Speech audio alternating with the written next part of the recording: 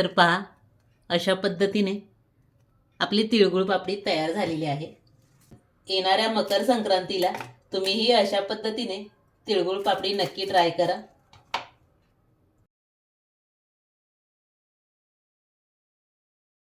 तिळगुळ पापडी करण्यासाठी तीळ मंद गॅसवर भाजून घेऊया. 150 ग्रॅम तीळ,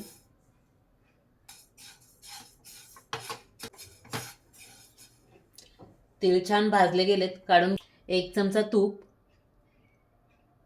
जेवढे तीळ घेतले तेवढाच गूळ, 150 ग्रॅम गूळ,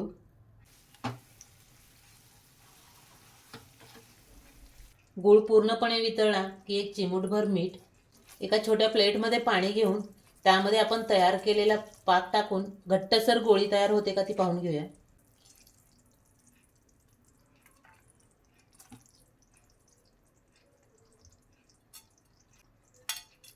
हे पहा, प्लेटमध्ये टाकल्यानंतर खडखड असा आवाज येतो, याचा अर्थ आपला पाक तयार झालेला आहे. गॅस बंद करून घेऊया. भाजून घेतलेले तीळ, 1 चमचा विलायची पावडर, पटापट मिक्स करून घेऊया. मिक्स करून घेतलेला आहे. 2 इकोबेक पेपर कट करून घेतलेले आहे.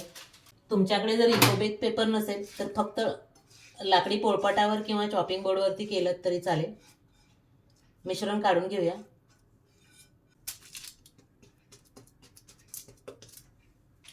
वरून दुसरा एक पेपर घालून लाटण्याने लाटून घ्यायचं.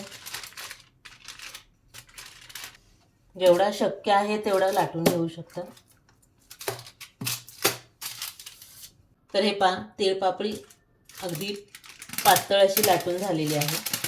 एक पेपर आपण काढून घेऊया, थंड करून घेऊया. खूप छान अशी क्रिस्पी आणि कुरकुरीत झालेली आहे. हॅपी मकर संक्रांती. तिळगुळ घ्या, गोड गोड बोला.